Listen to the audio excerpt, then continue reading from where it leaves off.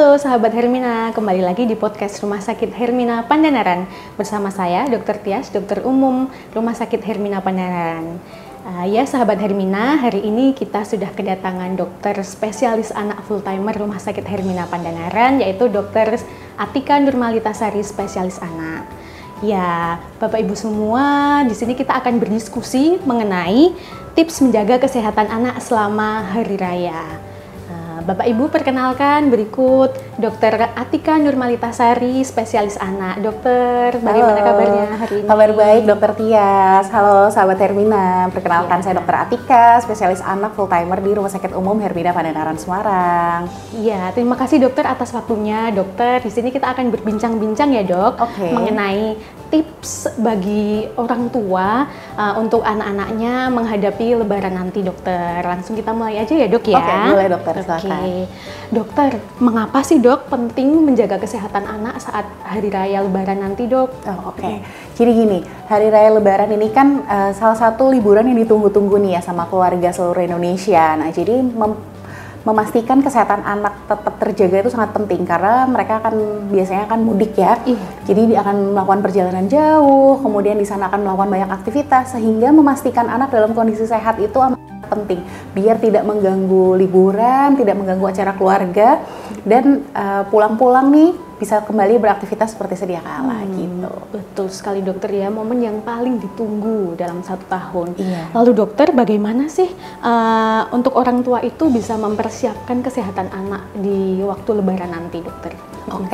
Untuk mempersiapkan kesehatan anak sebelum Lebaran nih, penting orang tua pastikan sebelum kita memutuskan untuk mudik gitu ya, pastikan kondisi anak udah sehat, dalam kondisi sehat. Kalau misalnya belum yakin, bisa konsultasi dulu ke dokter, pastikan anaknya udah siap untuk perjalanan jauh. Apalagi kalau misalnya memilih untuk jalan darat, pastikan anak dalam kondisi fit.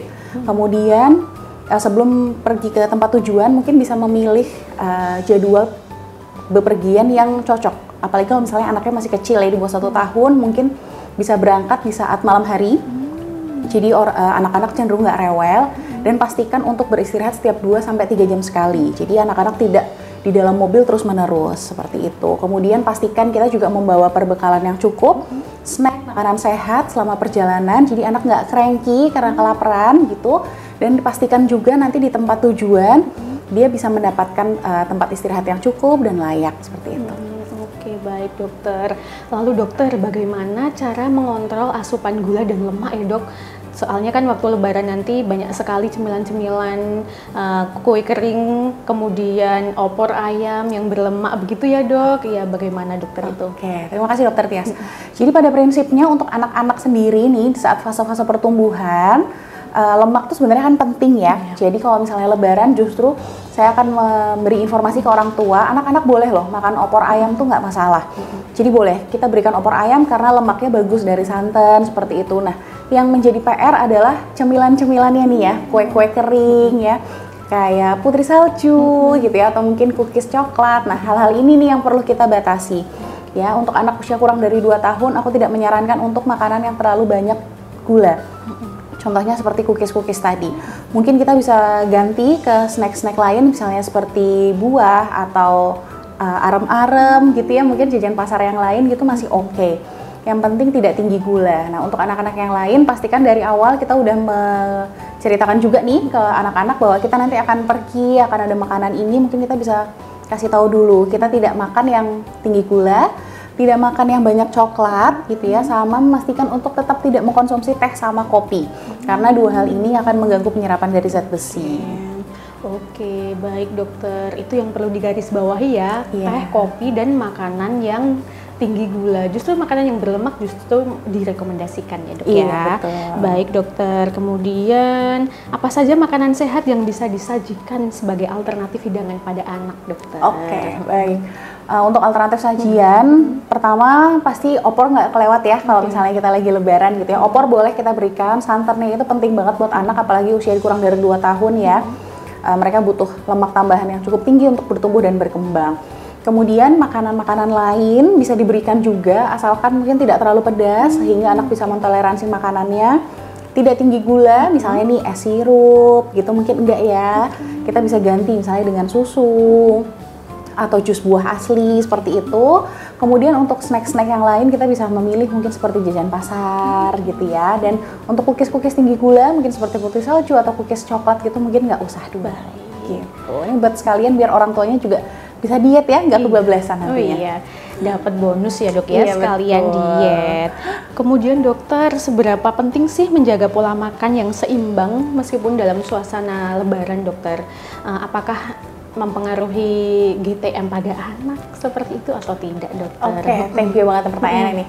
Jadi memang itu berpengaruh sekali ya, apalagi kalau misalnya kita lagi lebaran gitu kan kita berkunjung nih ke keluarga 1, 2, dan 3, makan terus. Nah jadwal makan anak jadi kadang-kadang nggak sesuai jadwal lagi. Nah ini akan menimbulkan GTM setelah pulang lebaran gitu, karena satu dia jadwal makannya nggak teratur, cemilan di mana-mana ya. Tetap penting selama libur lebaran pastikan anak makan 3 kali sehari untuk porsi makannya besar, kemudian 2-3 kali snack setiap harinya. Jadi jangan melupakan feeding rules juga, karena kalau misalnya kita lupa sama jadwal makan, GTM nanti jadi tamu selanjutnya waktu pulang lebaran gitu kan, kita juga nggak mau. Jadi kita usaha tetap disiplin dan konsekuen sama jadwal makan yang selama ini sudah diatur gitu. Oke, baik dokter. Kemudian dokter, apa yang harus dilakukan jika ada gangguan pencernaan nih dokter di saat lebaran nanti seperti itu? Oke, jadi kalau misalnya kita lagi pergi-pergi itu emang resiko ya. Ada resiko misalnya akan diare gitu ya, muntah gitu. Nah, pastikan yang pertama kali kita tuh rajin cuci tangan pakai sabun. Sebelum dan sesudah makan, pastikan orang tua dan anak itu mencuci tangan pakai sabun. Selain itu, habis dari kamar mandi juga pastikan cuci tangan pakai sabun. Kalau nggak ada, minimal pakai sanitizer. Karena dengan kita menjaga kebersihan, kita udah mengurangi resiko kena diare sama muntah-muntah. Nah, kalau misalnya sudah terlanjur, jangan lupa untuk persediaan obat-obatan selama kita perjalanan ya. Kita bisa sedia untuk zinc, Oralit, kemudian obat anti muntah, probiotik juga kita bisa sediakan. Jangan lupa juga untuk menyiapkan obat-obatan lain seperti obat anti panas ya, penurun demam. Kemudian untuk obat-obatan yang biasanya dikonsumsi. Penting kita bawa meskipun anak udah terlihat lebih besar gitu ya, tapi tetap kita perlu sedia karena kita nggak pernah tahu kita butuh itu kapan. Kalau misalnya lagi di tengah desa nggak ada apotik gitu ya, nah kita udah punya persediaan. Jadi untuk obat-obatan P3K-nya tetap harus dibawa. Sama tetap menjaga kebersihan. Gitu. Oke, baik dokter. Kemudian dokter, ini kan liburan untuk anak sekolah itu panjang ya dok, kira-kira 20 hari. Bagaimana sih dok cara membatasi gadget pada anak dokter karena liburan panjang itu? Memang sedikit tricky ya, karena kan liburnya agak panjang, kemudian orang tua masih ada yang bekerja gitu ya. Nah kita bisa memberikan jadwal-jadwal apa yang bisa kita lakukan pada anak hari-hari. Misalnya pagi hari, kalau misalnya dia nggak puasa gitu ya, kita bisa ajak dia main sepeda mungkin pagi hari, kemudian mengerjakan pekerjaan, contohnya ngerjain workbook atau worksheet gitu ya, belajar tracing sesuai dengan usianya dia, atau mungkin mainan yang lain seperti role play. Karena memang kadang-kadang kalau libur panjang, apalagi kalau misalnya lagi berkunjung ke keluarga gitu, screen time jadi lost doll gitu ya. Nah ini penting banget untuk membatasi tetap screen time ya, kurang dari 2 tahun no screen time at all, cuman bisa video call aja. Untuk anak usia lebih dari 2 tahun sampai 5 tahun, setengah jam sampai 45 menit maksimal dalam 1 hari. Karena dengan paparan gadget yang terlalu ekstrim, apalagi kalau liburan gini, nanti dia bisa tantrum. Anak yang terlalu terpapar gadget dalam waktu panjang, dia akan mudah tantrum, nanti akan bisa mempengaruhi perkembangannya juga. Jadi pastikan gadgetnya ini tetap maksimal 1 jam per hari. Nah, kemudian untuk mengatasi kebosanan, kita bisa nih bawa mainan-mainan kecil yang kita rolling setiap saat, jadi anak-anak nggak bosan sama mainan tersebut. Atau bisa juga bawa busy book gitu ya, ada buku yang bisa buat aktivitas gitu, itu juga bisa dipertimbangkan. Jadi anak tetap tanpa gadget dan orang tua juga tetap waras gitu ya.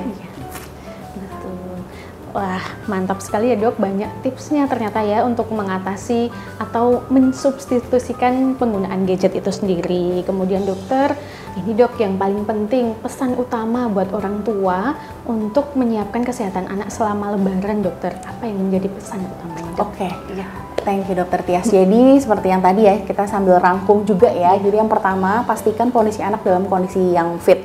Ya, sebelumnya kalau misalnya masih belum yakin, bisa konsultasi dulu ke dokter. Nah, yang kedua, pastikan imunisasinya lengkap.